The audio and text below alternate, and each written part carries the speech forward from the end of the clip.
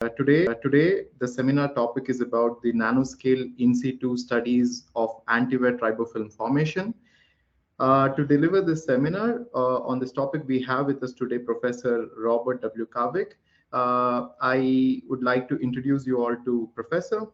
Professor Carpick is the John Henry Towner Professor in the Department of Mechanical Engineering and Applied Mechanics at the University of Pennsylvania. He served as a chair of department from 2011 to 19, and his research work is focused on the intersection of mechanics, materials, and physics to conduct the research into nanotribology, and the studies are mainly focused on the atomic scale origins of friction, adhesion, lubrication, and wear. Professor Carpick is also named as a Fellow of American Physical Society in 2012 and a Fellow of Materials Research Society in 2017 and a Fellow of American Society of Mechanical Engineers in 2019. We are so delighted to have Professor with us today, and we welcome you, Professor. All right, great. Thank you very much.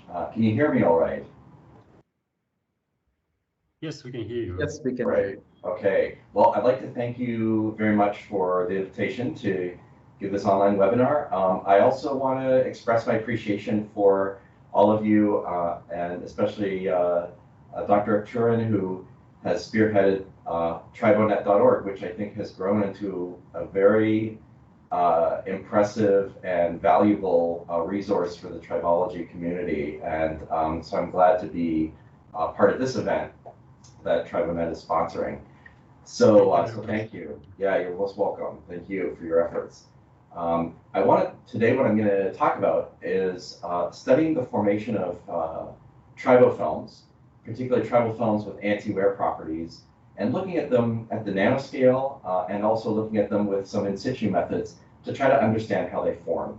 And this is work done in my group, but also with a lot of collaborators. I want to point out current and former group members, Parker Lamascus, Pranjal Nadial, Daniel Delgandi, who are in my group, Amen Luigi, who's now at Mean Paris Tech, Harman Kare, who is now at Gonzaga University in Washington, Megan Alinsky at Hope College, Nitya Goswami at IIT Delhi, and also Andy Jackson, formerly ExxonMobil, now an adjunct at UPenn, who's been instrumental in this work, and Rob Wojciech at Pixelogen Technologies, who's a company that we work with and who has led the synthesis and use of nanoparticles in formulated lubricants. So just to get started for background, the kind of tribofilms I'm talking about are ones that form because of additives inside of a lubricant with the goal of laying down films on surfaces that can reduce wear. Why do we care about that? Well, we always want to reduce wear, but as we look ahead to the future, the reduction and the prevention of wear becomes even more important. With the challenge we have with global warming, we want to save energy in every way we can, and a major way to save that in vehicles and machinery is to reduce the viscosity of the lubricant oils that we're using. Lower viscosity will mean fewer churning losses, fewer energetic losses through all of the motion of the parts of the engine or machinery that are passing through that lubricant. And it's estimated up to 2.5% of fuel savings in vehicles, for example, could be attained by using lower viscosity lubricants. That translates to a huge amount of CO2 emissions that would be reduced. But of course, there's a problem. If you reduce the viscosity, you go down the Stribeck curve and you start getting from the hydrodynamic into the mixed and boundary lubrication regime. So wear becomes more of a challenge. And that means having even more effective anti-wear additives than what we currently have is critical if we're going to reach this goal of reducing viscosity and reducing CO2 emissions. Another motivation is that applications like, including green energy applications like wind turbines, electric vehicles, they have unique tribological challenges. And even the best formulated wind turbine lubricants today still have limitations. Wind turbines have complex loading, saltwater ingress for offshore, nearshore wind turbines, electric fields, and electric currents that may be passing through different elements of the system. And there are unusual failure modes that occur that limit the lifetime, the service life of wind turbines, including their gearboxes. And this is one example of a recent review from Gary Dahl and Mike Katalis that goes into this. So there is a need for better anti-wear film-forming lubricants and additives for wind turbines and also for electric vehicles. Very different tribological considerations than a conventional internal combustion engine vehicle, including electric fields, different thermal loads, and currently the commercial off-the-shelf lubricants are working all right for electric vehicles, but future generation ones are going to need improvements. And this is one motivation. The wind turbine application in particular was one motivation for a project we have with Pixelogen, Argonne Labs, ExxonMobil, University of Akron, Gary Dahl there, and Lanxess on looking at protective coatings that go down in situ, in service, to prevent wear in high performance applications like wind turbines. So you have additives that are in a lubricant that will interact whenever contact occurs, and they interact with the surface and they can form films. Some years ago, we developed this method of studying these films in situ using atomic force microscopy. So what we have is an AFM cantilever. We could use a regular tip, or sometimes we like to use a colloid tip that we attach to the cantilever. We like that because we can use colloids made out of steel, so then we have a steel-steel interface if we like. We also like the fact that it gives us a multi-asperity interface that we can play with that has some similarity to, or it has some connection from multi-asperity at this micro scale to what might happen with multi-asperity contacts at larger scales. And in an AFM, you can control the normal force, and therefore you can vary the normal stress. You can measure the lateral force and try to estimate the shear stress. You can vary temperature.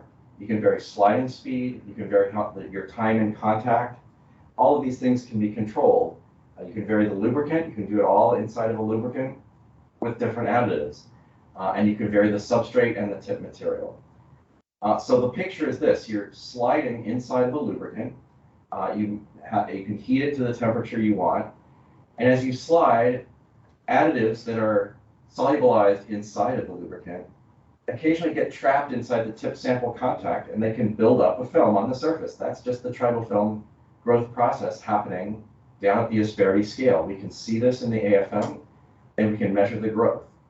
So the tribological stresses at the tip sample contact, combined with the temperature, can promote the deposition and growth of these tribofilms. Here's one example. This is just an SEM image of one of these silicon cantilevers with a tip. In this case, this is a steel, or actually this is an alumina colloid, microcolloid probe that we've attached ourselves to the tip. But there are many different materials you can use. And often what you see is the growth of the film with time or with the number of sliding cycles. So here are some AFM images. We zoom in and slide and grow the tribofilm, then we zoom out and take an image of it, and that gives us a measurement of the size, including the thickness of the tribofilm. And so we can watch the tribofilm grow and grow and grow. It often will level off. That's a common feature of ZDDP, one of the most popular anti-wear additives out there that forms tribofilms. And this allows us to get at the growth kinetics initially and how thick the film gets in the end. So I'm not going to go into detail on this previous work we did on ZDDP, other than to say a couple quick comments. But we have looked at it in this series of papers down here. And I thought I would point out there's a nice modeling paper by Dr. Akhturin and that he did during his thesis work using modeling to take these results and results from other groups and show that you could understand and see some commonality across, consistency across different length scales to understand the growth and saturation of these tribofilms. So that's, I think, an interesting and useful piece of work. And what sort of has come out of our studies, but a lot of other studies from other groups, has been that the kinetics of growth of tribofilms often follows, and that includes ZDDP, it often follows this stress-assisted thermal activation. And there's a particular model, the Eyring model, or to be specific, the extended Eyring model, which does a very good job in many cases of describing the growth of these films. So there's a nice paper from Hugh Spikes, a review article in the journal Friction in 2018, where he talks about all of these different models of stress-assisted thermally activated growth of tribofilms. And one of the relations that has been used there and in other tribological situations is this this extended iron model, which says that the growth, the rate constant for growth, so really sort of nanometers per second of growth of a film, is some rate constant, or some prefactor, I should say, times this exponential. And this exponential, that's just your Boltzmann factor from typical chemical kinetics. E to the minus free energy over kT. Okay? If there was no stress, then this would be, the Boltzmann factor would just be e to the minus delta U over kT. Delta U is the activation energy of a chemical process. But what happens is you can reduce that energy barrier by having this shear stress times activation volume. You could also have a term corresponding to the compressive stress times some other activation volume. So each of these terms could decrease or increase the magnitude of the barrier that you have to overcome for this reaction to occur. So let me illustrate this and say a little more about this idea of this activation volume. So if you have a chemical reaction, you have some reactants that have some initial volume, then you have a transition state where they're reacting, and then you have a product. So for example, let's say our reactant is just a diatomic molecule. There's a certain molecular volume to that diatomic molecule. Let's apply a force to pull them apart, like a tensile force. Before they actually separate, there's some state, the transition state, where they reach their local maximum of energy. If you look at the volume of that transition state and compare it to the volume of the initial state, that change in volume is what has been proposed to be this thing called the activation volume. And that activation volume, that change in volume, so it's a molecular level volume, multiplied by the stress you're applying, will tell you how much that activation barrier has gone down. That's for a bond cleavage case. For a bond formation case, I could bring two atoms together, they form a bond, and then you have a diatomic molecule there. This time, instead of the activation volume being a positive, because the transition state's larger than the initial state, here the transition state is smaller than the initial state, because the atoms are getting closer together. So this activation volume, it can be positive or it can be negative. Okay? So what does it do? Here's that chemical landscape. Here's the energy of the system as you go along a reaction. There's some intrinsic activation energy. But let's say I have a bond cleavage kind of interaction. Shearing can promote bond cleavage. One atom might grab onto one surface, the other atom is being influenced by the other surface, and it gets sheared and pulled apart. And that mechanical assistance can can reduce the energy barrier and therefore increase exponentially the rate of reaction. But if it's a bond cleavage case, when you apply compressive force, you might actually inhibit the tendency of atoms to separate, right? You're pressing them together, so it goes the other way. So you get the second term, right? This pressure that you're applying, this compressive stress, times the activation volume for pressure, for normal pressure, that increases the barrier. So that's where this equation comes from. And what's interesting, and I want to say, this is a simplified picture. There are, in fact, many more things that occur which can determine the activation volume, including the effect of solvation layers, the effect of flexibility of groups, other molecular groups attached to the molecule. This is a very basic definition, and it does not cover everything that can occur and everything that determines activation volume. But it's a good starting point. Okay? And in a very nice paper from Hugh Spikes and Jason Zhang at Imperial College, they showed that when you drive ZDDP growth, it's driven by shear stress. And this, they've shown it very nicely in mini traction machine measurements. And we've seen something like this in atomic force microscopy measurements. So here's the rate of growth of ZDDP tribofilms, sliding in oil with ZDDP around. And you can see as the temperature varies, it fits very nicely. And the equation I'm showing here is this extended iron model, where temperature is being varied. And the higher the temperature, the thicker the film grows, even though the same amount of stress was used for the same amount of time. Well, that's the acceleration of tribofilm growth with temperature. And here's the acceleration of tribofilm growth, in this case with contact pressure.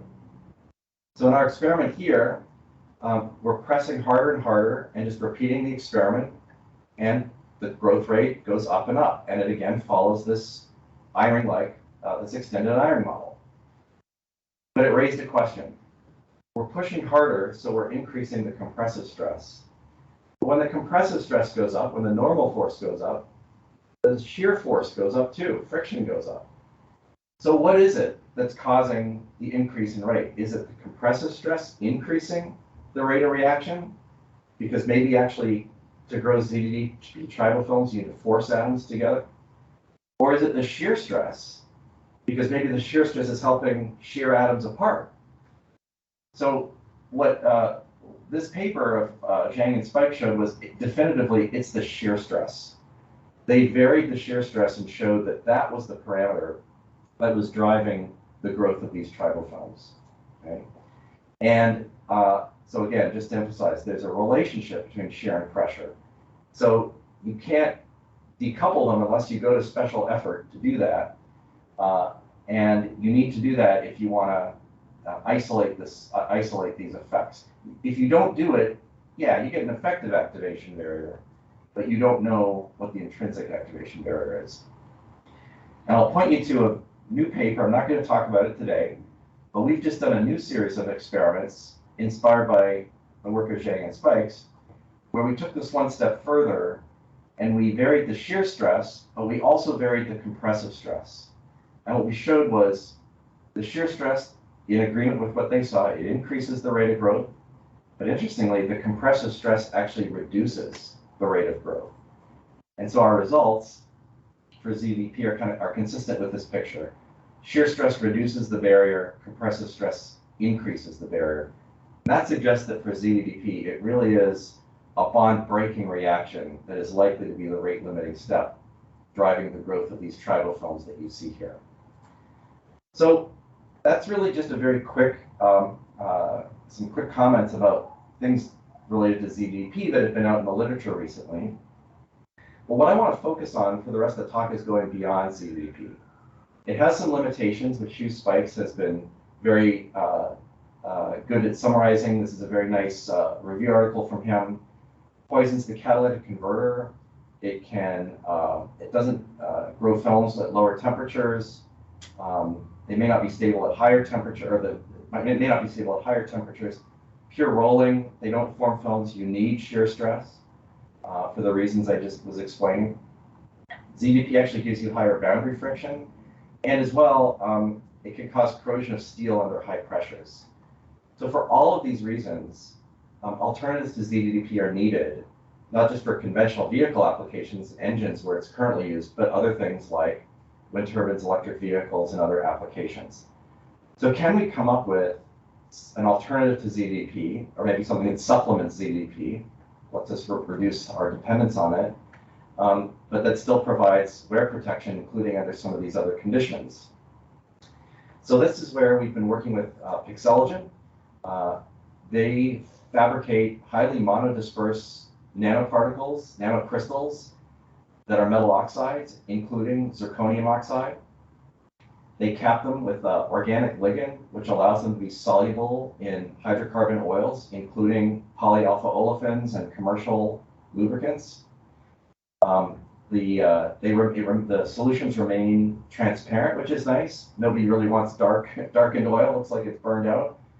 That happens with a lot of other solid particle additives, but not with these ones. So they're nice and clear. And as Argonne National Labs has shown, if you run these in pure sliding, you get a tribofilm. That's what this dark patch is. If you run it in pure rolling, you get tribofilms. So already it's beating ZDDP. You can get nice tribofilms. That's what this dark bluish stripe is.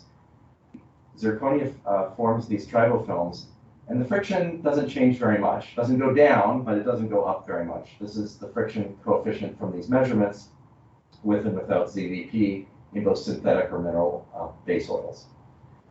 So this is sort of the mechanism that's occurring, and I'm going to go into this in more depth and show you what it looks like when we probe it with the AFM in a minute. Basically, nanoparticles as you're sliding, they're dissolved in the oil at some weight percent, maybe 1 weight percent, maybe 0.1 weight percent. They get trapped in the contact, maybe because they're absorbing to the surface or they're just pulled in by the shear flow. The capping agent, as we've determined using spectroscopy, gets sheared off. And you're left with bare zirconia that likes to stick to the steel and likes to stick to itself. And so as these particles get pushed and sheared, they start solidifying. So essentially you're taking particles and compacting them due to the action of the compression and the shear and forming a solid film. I'll show you what this looks like in a second. So to summarize, these nanoparticles get trained into the contact, shear forces remove the capping ligands, they get sintered, essentially, that's pressure and some heat to form solid surface-bound films. And then what we've seen is those nanocrystalline films that have been formed, the grains actually grow a little bit. I'll show that in a second.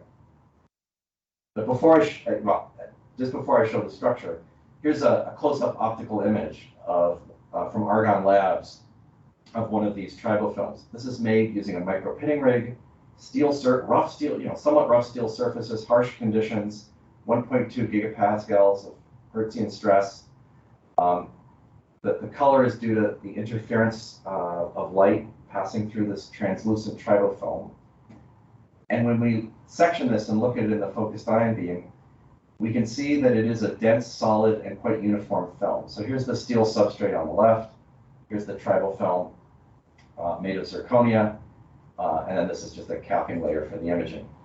If we zoom in on it, we see there's a very sharp, abrupt interface. It's not highly rough.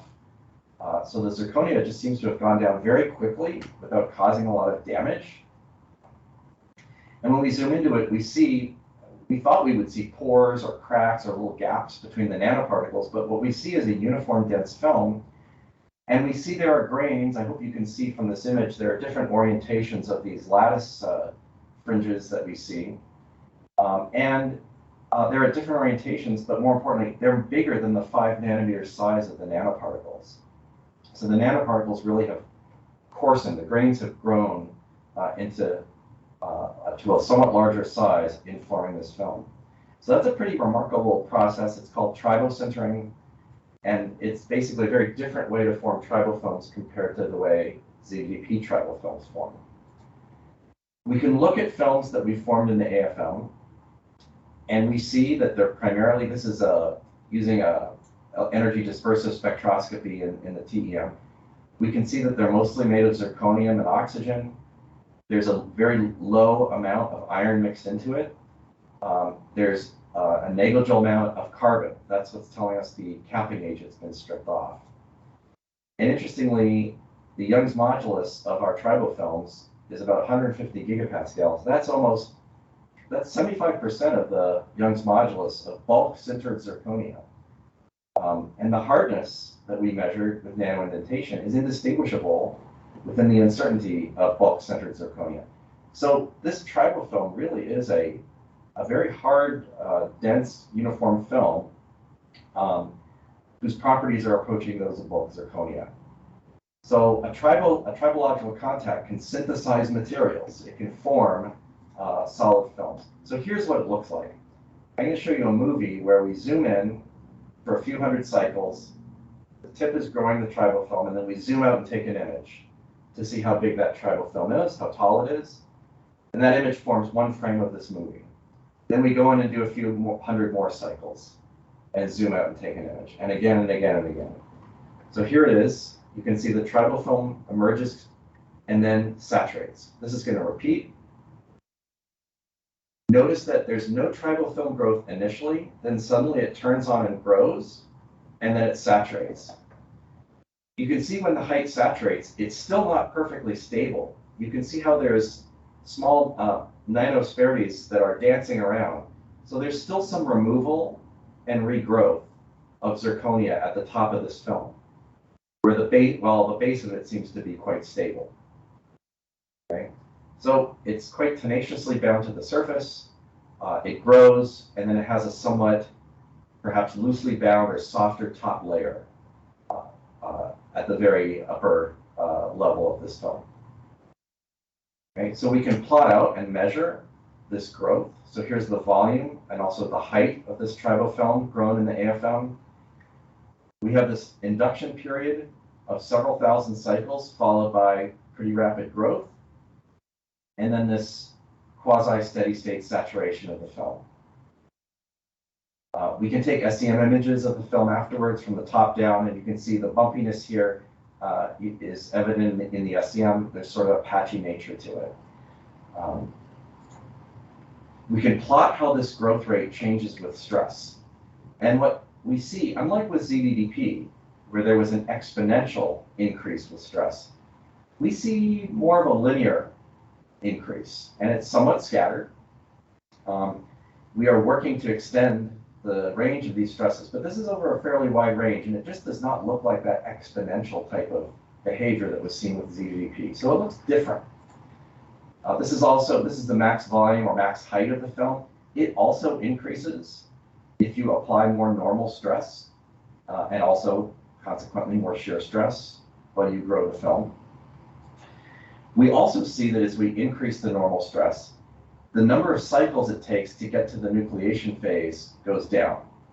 So the movie I showed you was at fairly low stress. It took a few thousand cycles. If we press harder, that nucleation period, that induction period reduces. We think that the induction is due to the need to remove contaminants and native oxide from the surface of the steel, and then the nanoparticles can go down and start building up the film. However, we're not sure about that. We don't have clear spectroscopic evidence to prove that, something we're working on. But regardless of that, higher stress reduces that induction period. And also, because the growth rate goes up, the number of cycles to reach steady state goes down as you increase stress. We also vary the temperature. And interestingly, we don't see an iron-like dependence of the tribofilm growth rate with temperature. Here's the cycles to nucleation. And I should mention, we didn't just heat this. We had a cooling stage, and so we also cooled. And so I want to point out something, again, that's distinct from ZDDP. We can grow these Zirconia tribofilms all the way down to minus 20 degrees Celsius. With ZDDP, you don't get good films below 50 degrees Celsius. So that gets us excited about the potential to use these films in low temperature applications, for example. But in any event, although there's some slowdown at the lowest temperature we reached, there's a fairly constant, with a bit of scatter, rate, number of cycles to nucleation, and likewise the growth rate. It jumps around a bit, but we do not see a systematic dependence of the growth rate on temperature. So it doesn't look like thermal activation, stress-assisted thermal activation, the way ZDDP does. That suggests that there are other physical mechanisms going on, perhaps transport of the nanoparticles, pushing them together, stress-assisted sintering, and perhaps a range of different thermally activated mechanisms that are at play, not a single dominant rate-limiting step.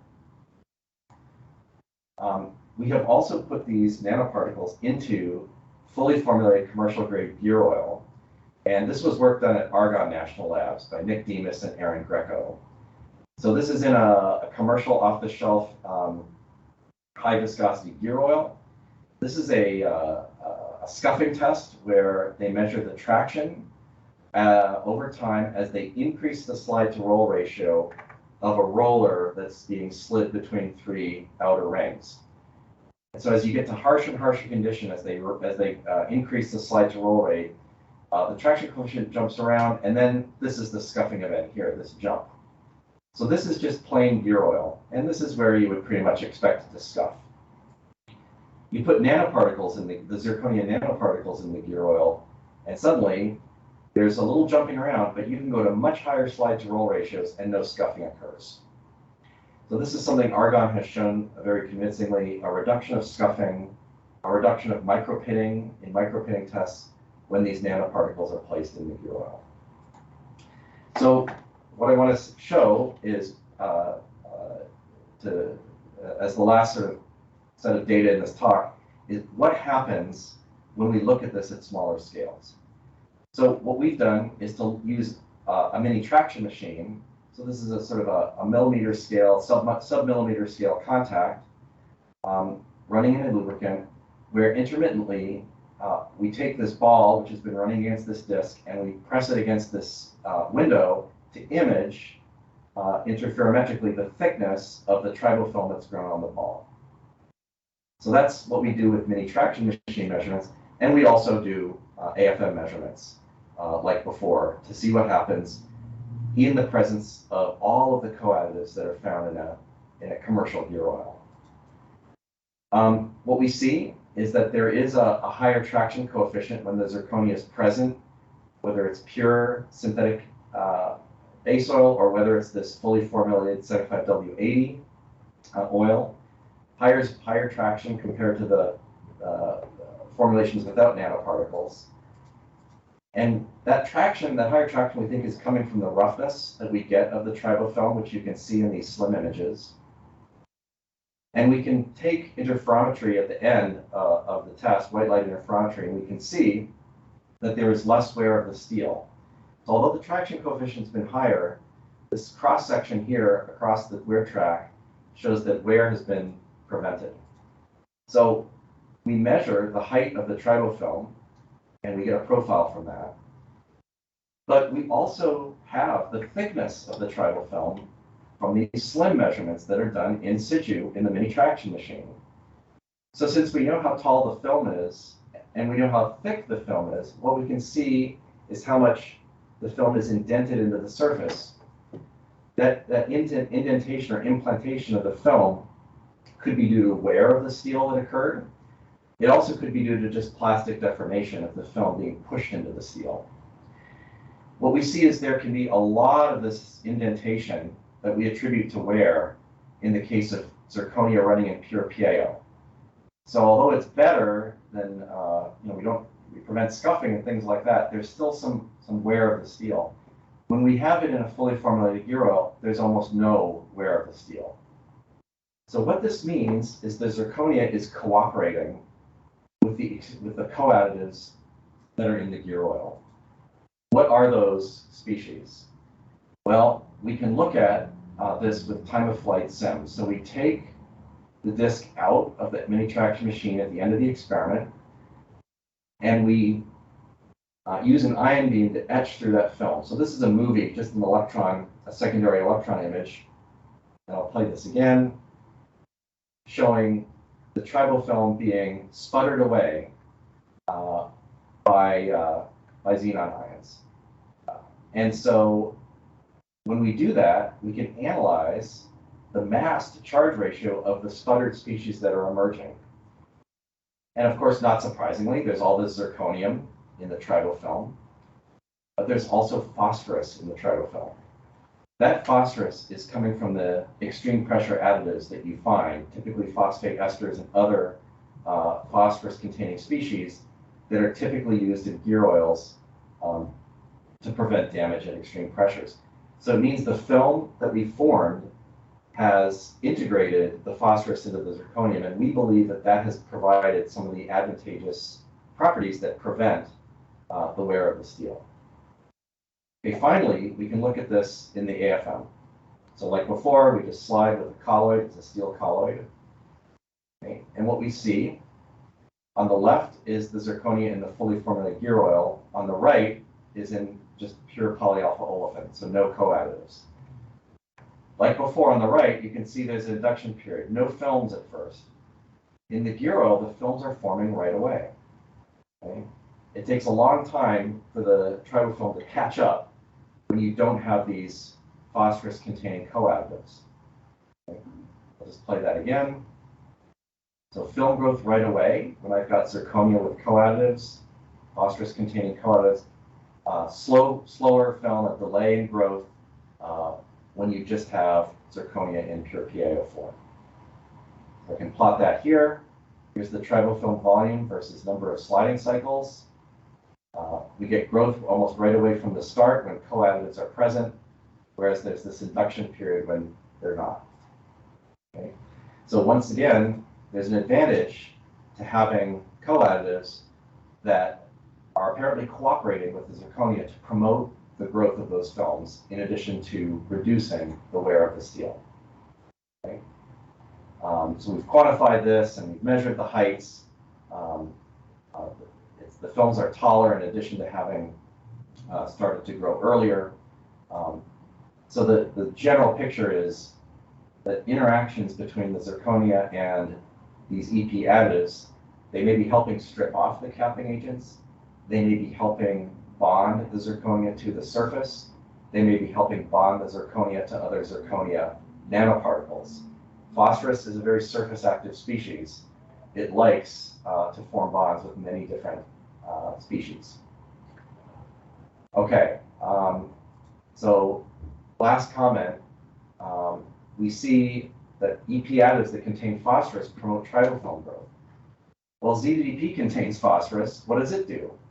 We mix ZDDP in with the nanoparticles, and we also saw that we could get tribofilms growing more quickly.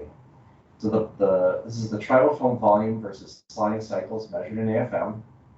Again, pure PAO, there's an induction period, whereas if we mix with ZDDP, we get growth, and this is at room temperature.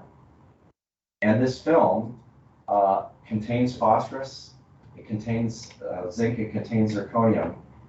And we even see the nanostructure of this film, that grain coarsening that I showed you before has been reduced.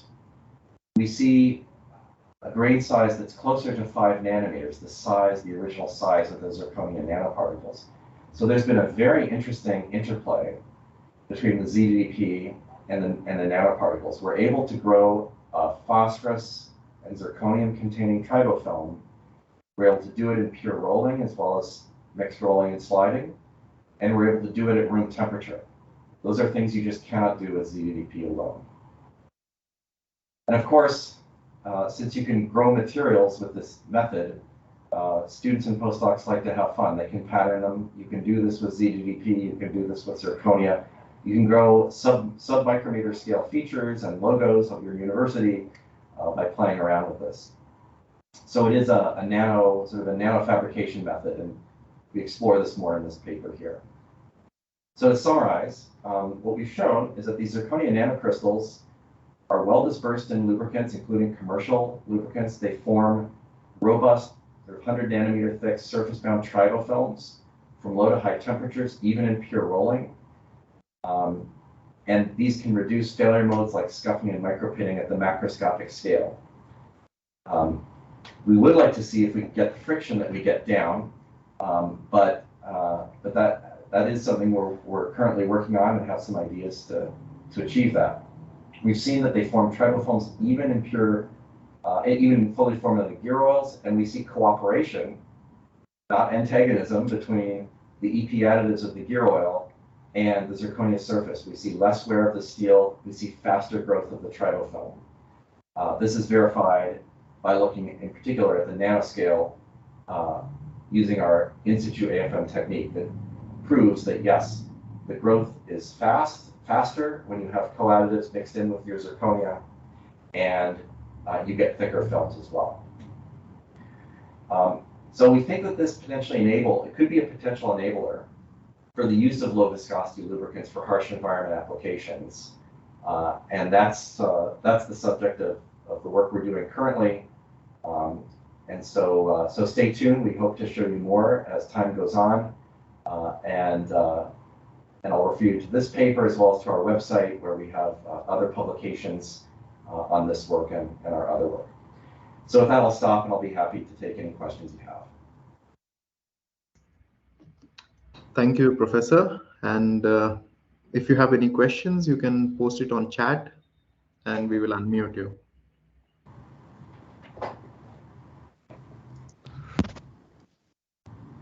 The first question we have is from actually a former colleague. Hello, Jacobs. It's about, well, maybe it's better if I unmute you and you can ask the question directly. So can we please unmute Jacob Leons?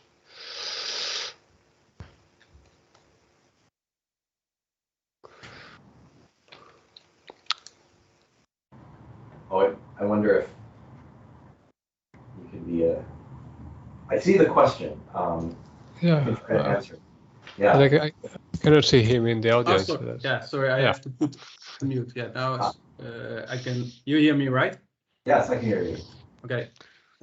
Thanks a lot, really. Very interesting presentation. Like I mentioned in my question, I work in a slightly different field, metalworking, but we use also ester-based oils, and that are doped with phosphorus and sulfurous additives, extreme pressure anti-wear additives. In your presentation, I saw a lot of time cycles, but I wondered, can you say anything about the time that is needed for such a lubricant to form? Do we talk about microseconds or milliseconds, or is that right? That's a very good question. I think we've got the sliding speed on most of these, although I may not have given in the case of the AFM, the stroke length, or in the case of the mini traction machine, the radius.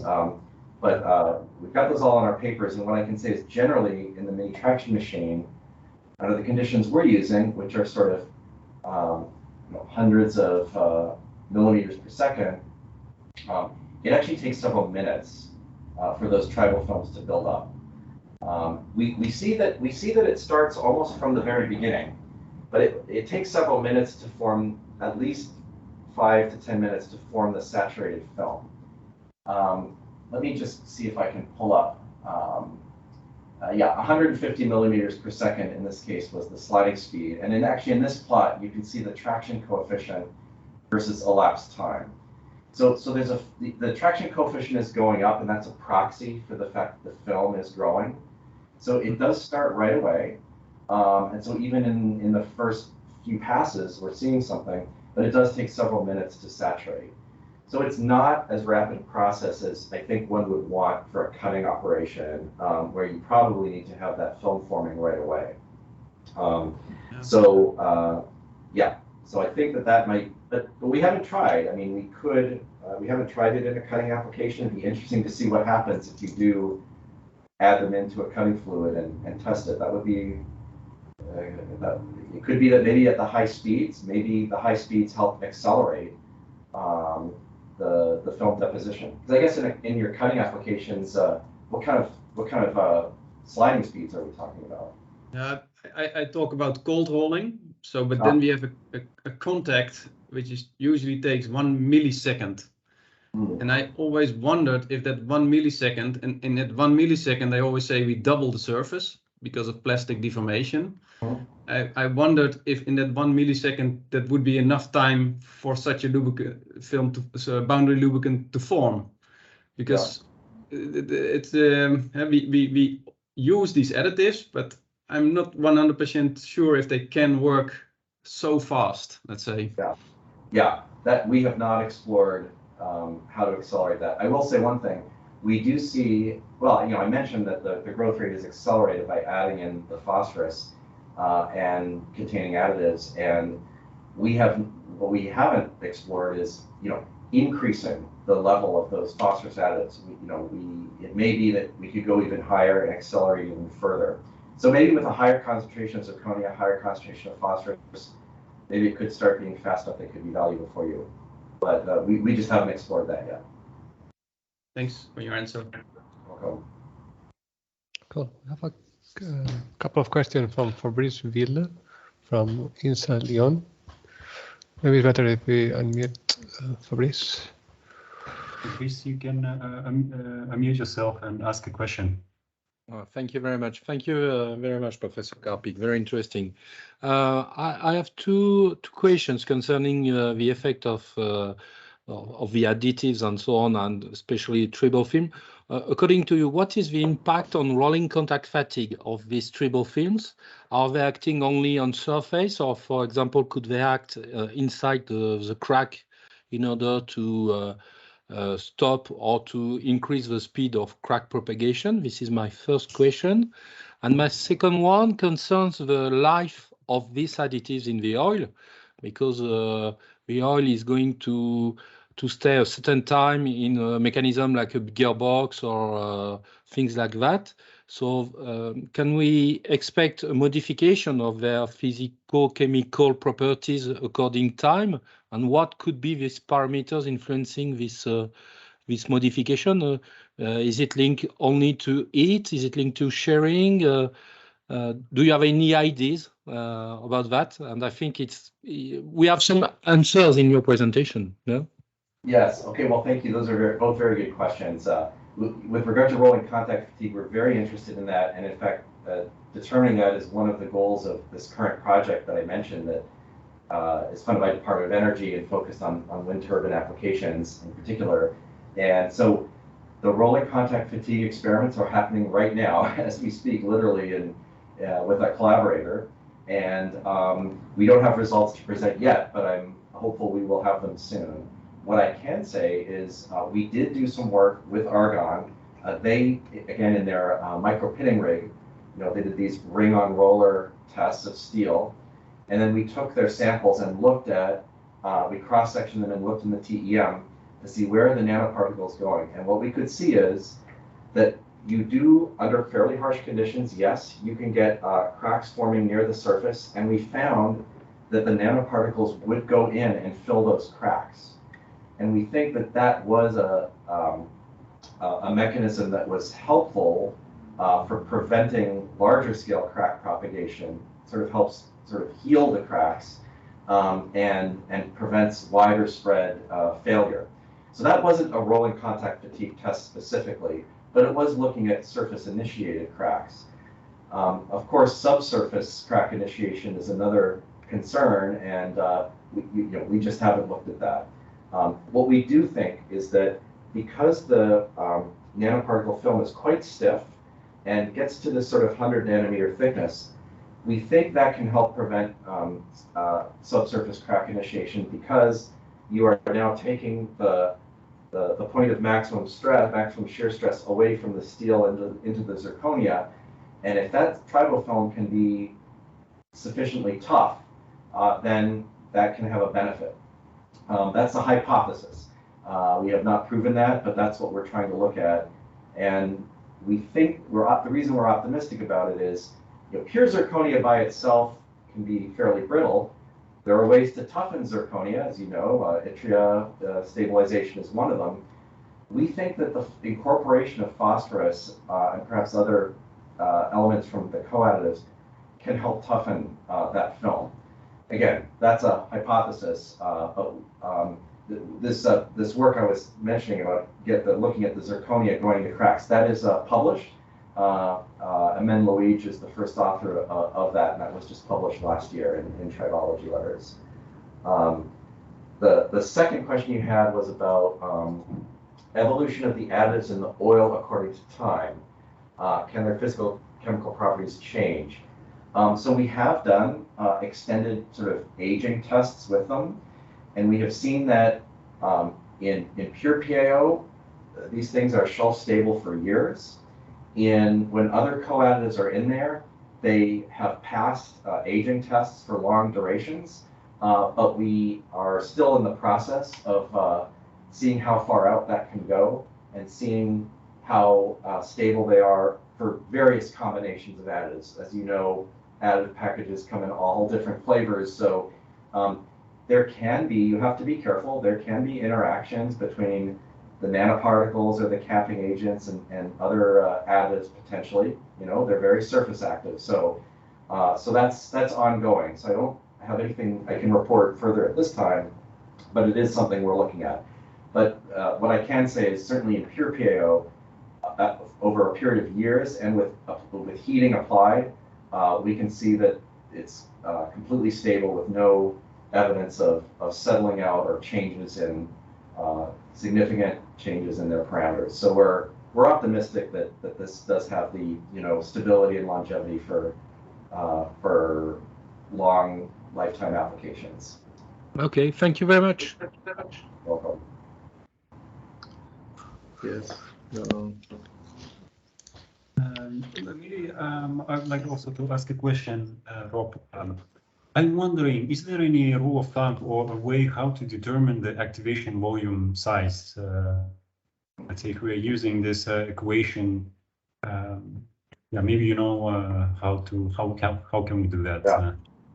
Yeah, so from an experimental point of view, the thing to do is to measure the growth rate over for a bunch of different, at a fixed temperature, for a bunch of different values of stress. And what you really want to do is, if you can, just vary one of the stress components.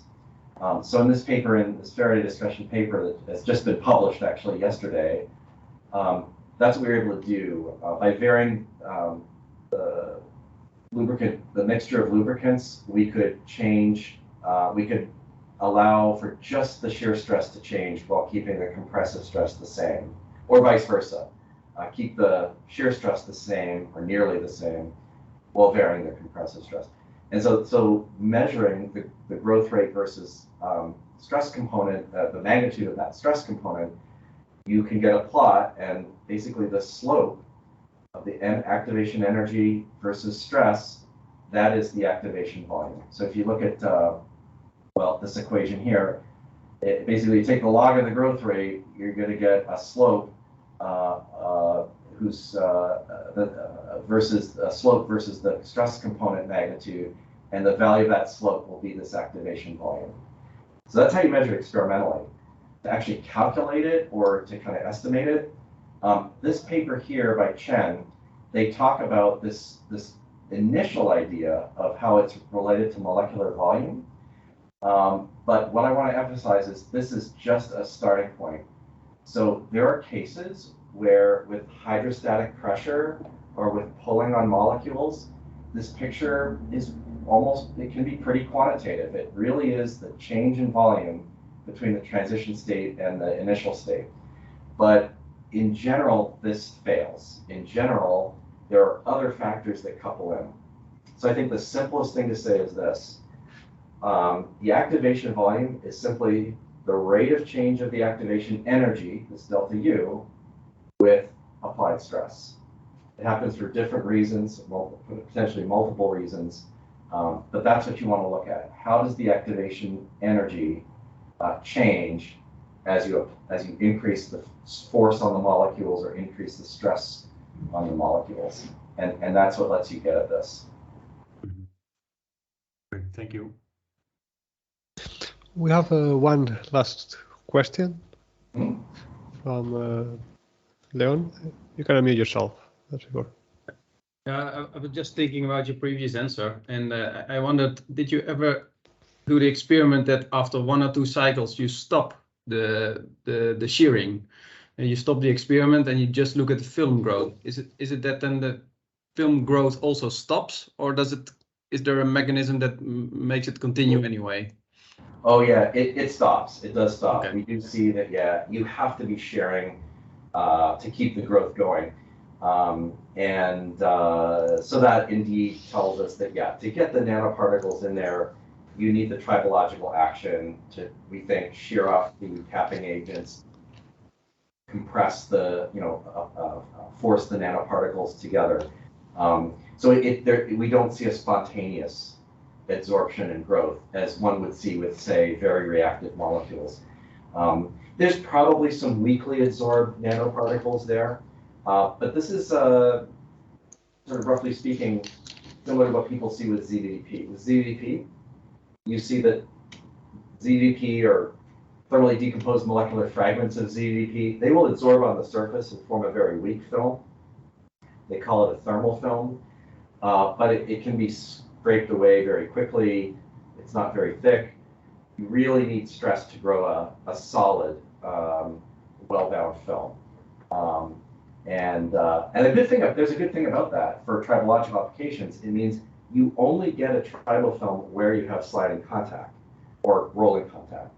You don't want the nanoparticles growing everywhere spontaneously, because you would deplete ultimately your lubricant of that additive. So you only get the film where you need it, and that's good. And the fact that it levels off and stops growing, that's also good. You don't want it to grow forever and get thicker and thicker and thicker, or else your parts are going to get jammed up, or you're going to deplete the additive. So it really does have some beneficial properties from the standpoint of going down where you need it and limiting its growth. And if you need more, if some falls away, if some breaks off, if some is sheared off, it heals back. Film regrows. So it really is a valuable behavior that occurs in situ that I think is why we are optimistic it can be used that it can be used in practical applications. And I would like to ask one question. Were any experiments performed based on the different lubrication regimes, like boundary, mixed, or hydrodynamic? Because in the boundary, we have asperity to asperity contact. And is there any application of tribofilm at this regime? Yep. So we have looked at different regimes. I should point out this paper by Spikes and Jank, they were the first ones to look at ZDDP growth in the full fluid film EHL regime. So they showed, and everybody was surprised by this, they get a thick film, they have a big lambda ratio, they still get ZDP. You don't need solid-solid contact. You just need stress in the fluid. Films grow on the surfaces. We've seen that too with ZDP, and yes, we have seen it with Zirconia. We can get tribofilms in the full EHL regime, but we have a publication in progress on that. And I think what I can say is you can get films in the different regimes. You do see that the growth rates and the properties are different. And yeah, we're on the verge of submitting something that goes into depth on that. Yeah, thank you, Professor. And I think we have one last question by Bhupender. Yeah. Good afternoon, Mr. Carpick. Actually, my question is regarding that when we do some experiment in MTM, we see after certain duration, the tribofilm breaks, and we have the growth of the tribofilm increases, but after certain time it decreases. Is it because of this breakage of the film, and does it also happens with the nanoparticle? Yep, good question. We see that with ZDDP in the AFM. Others have seen it with ZDDP and mini traction machine, other measurements.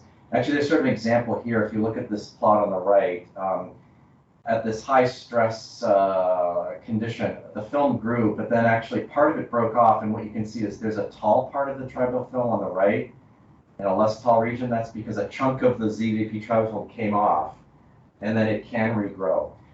Why does that happen? I don't know. We think it's almost like a fatigue phenomenon. You grow the film, but you're continually stressing it. So maybe you're getting a weakening in the subsurface from the shearing, that's the shear stress that you have below the surface, and some of it shears off, and then it grows back. Happens with ZDP. Yes, we see it with Zirconia too. Parts can break off, and then it grows back. We do not understand the mechanism of that. We want to. We're trying to look into that further.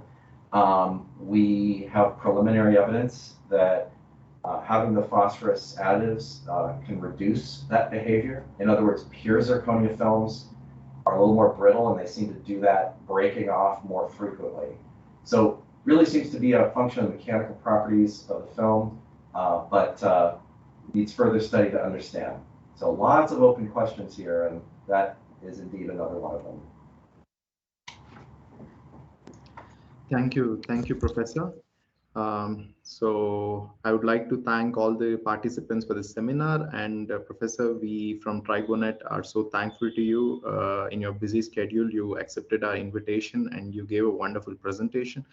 And I will also tell all the participants that this recording will be available on Tribology network. You can log in and you can see the recording. And Either, would you like to say something? Yeah, maybe add to that, you can ask questions if you still have more there. And yes, thanks again. Thanks, Rob. Thanks for participation, everyone. And see you next time then. You're welcome. Thanks again for the opportunity, and thanks again for all the work with TriboNet. Thank you. Thank you. Good luck with the further research as well. Yeah. Thank you. Thank you. Bye. Bye-bye. Bye.